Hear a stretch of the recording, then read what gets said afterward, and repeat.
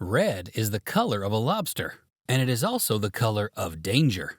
It is a color Red Lobster is all too familiar considering the amount of dangerous situations it has put itself in, and also found itself in.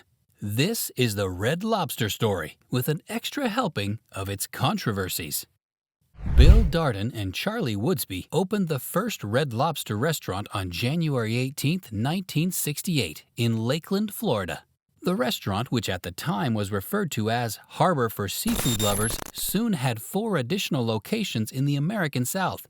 Those additional 4 locations would be the limit of the founders' expansion as they sold the whole 5 units to General Mills in 1970. And like that, Red Lobster exploded. And no, we aren't talking about their platter of seafood. The restaurant's new owner backed a rapid expansion.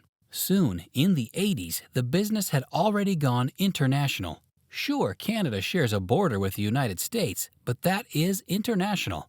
The company bought many Ponderosa restaurant locations and replaced them with Red Lobster joints. Currently, the company has around 25 to 30 locations in Canada, primarily focused on urban centers in Ontario. There are a few stores in the urban centers in all 3 prairie provinces. However, it left the Quebec market in September 1997 as that market brought it nothing but losses, and the company's expansion didn't reach British Columbia. The company also expanded to China, Ecuador, Hong Kong, Japan, Malaysia, Mexico, the Philippines, Turkey, and the United Arab Emirates. Red Lobster continued to keep its customers around its thumbs with its now unbeatable Cheddar Bay biscuits, which its culinary leader Kurt Hankins developed.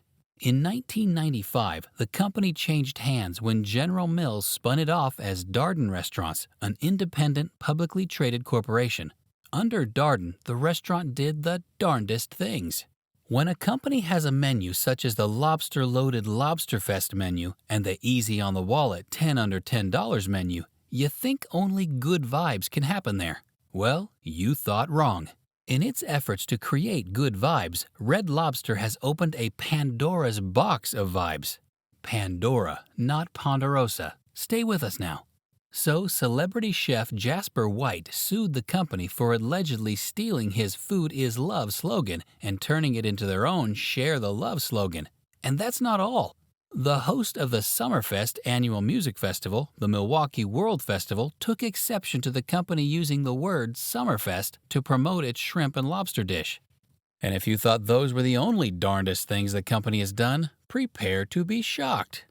In 2003, the company decided to repeat a familiar promotion, an endless snow crab leg promotion, and by doing so, it got into a crabby situation.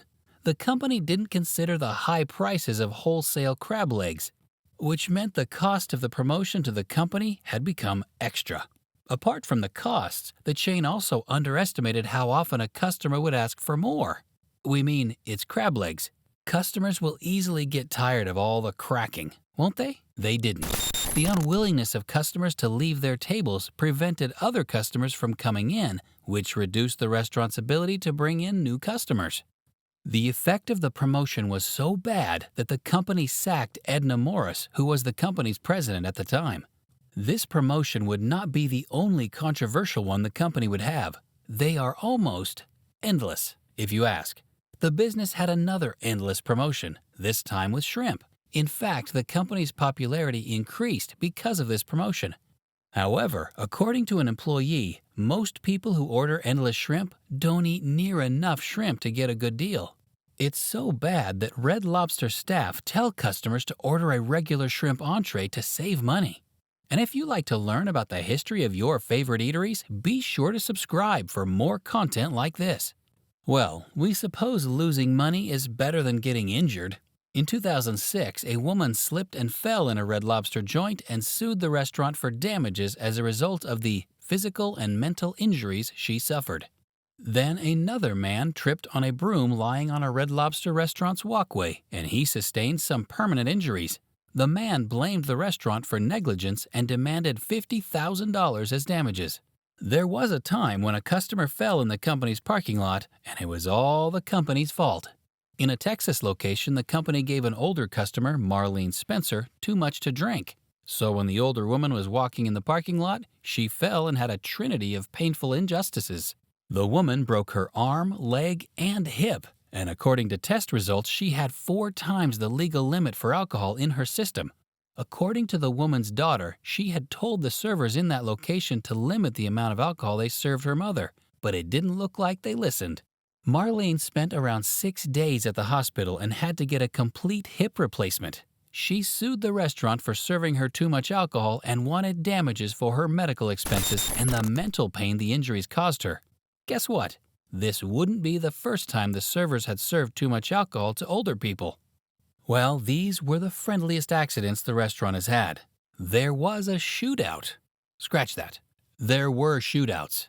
In an Arkansas store, there was a gun battle between a 17-year-old who attempted robbery and a cop. Then, in a Wisconsin joint in 2021, an argument erupted between 2 groups of customers and it led to a fight where the fighting parties exchanged blows and bullets.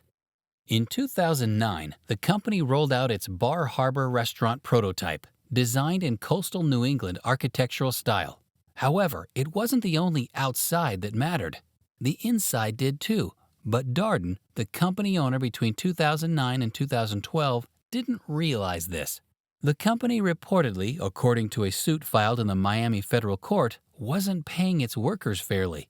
The suit claimed that workers were forced to work after clocking out, and they weren't even duly rewarded for the overtime periods they worked. According to the lawsuit, when employees got tipped, they still had to do free, non-tipped work, and still, the company wouldn't pay them the federal minimum wage for this work. Darden claimed the suit was wrong, but the chain did have a long history of violating labor laws, with suits popping up in Florida, New York, and Illinois. Around that period, too, the company had to pay $27,000 in back pay to more than 100 employees in Texas. This wouldn't be the only time the company would have issues with employees. There was much more to come. But before then, there was a sale. The sale and the harassment. After years of ownership, Darden decided to sell or spin Red Lobster off as its own company. The next year, Darden found a buyer in Golden Gate Capital, which bought the lobster chain for US $2.1 billion. It's interesting that Golden Gate Capital bought the company for that amount, considering that in 2013, the company was in the news for sexual harassment. 3 women from Red Lobster in Salisbury, Maryland, sued the company for the action of the Maryland culinary manager who used bad words and acted terribly to employees. The woman reported to the general manager of the branch, but according to the lawsuit, the manager himself used sexually inappropriate words against them. The chain didn't wait for the suit's outcome before it conducted its own investigation and fired the law-breaking employees involved. The company maintained that it values having a diverse, safe workplace where all individuals can pursue their professional dreams, and paid $160,000 to the victims. It then began to train its workers to abide by federal anti-discrimination laws. Well, those employees didn't listen. A lot of things happened to the lobster chain in 2016. There was good news, but in a typical lobster fashion, it was followed closely by the bad. So which one do you want to hear first? Of course, the good news it is. So the company entered a deal with the seafood supplier Thai Union, who got a 25% stake in the company in 2016. With acquisitions such as this, you can see why the company has over 700 stores in 2020. However, that same year, the company got into the news for unsavory reasons. According to a 2016 report, the company's Red Lobster Bisque may not have been all lobster. Inside Edition carried out an investigation using 3 different locations of Red Lobster. The Inside Edition team ordered the Red Lobster Bisque and took out the meat for DNA testing. As it turned out, the tests allegedly claimed that the meat in the bisque wasn't all lobster meat, but a mix of lobster and langostino. Even one of the Red Lobster restaurants hadn't used any lobster, with their bisque being 100% langostino. True, langostino belongs to the lobster family, but it is the extremely cheaper kind. Essentially, the company was collecting the price of an expensive lobster and serving customers the cheap ones. Not cool. And speaking of lobster, there have been other claims that apart from the fresh lobster that customers take out of the tanks, The company in its dishes allegedly uses frozen lobster. And that's not all. There are other allegations that the business has been cruel to its tank lobsters. Those who worked have shared information that the company doesn't feed the lobsters in those tanks, and such, they die a slow, winding, and long death. Eventually, the Thai union bought the remaining part of the chain from Golden Gate Capital. And yes, another controversy erupted. It turned out that Thai union had formerly used contractors who relied on slave labor. While the union has parted ways with those contractors, people have been unforgiving. But hey, the company made it into Beyoncé's single Formation, which she surprisingly released and performed during the Super Bowl 50 halftime show. Just from that mention, it had a 33% sales increase. It can't be all bad for the company, we guess. Or is it? Red Lobster began small, then expanded when its founders sold it in the 70s. It created an identity for itself with one of its signature meals and with the controversy it has managed to get into over the years. Should the business find a way to stop those controversies, or should it continue to operate the same way since it has a knack for getting over controversies? Let us know in the comments, and don't forget to leave a like and subscribe to support our channel.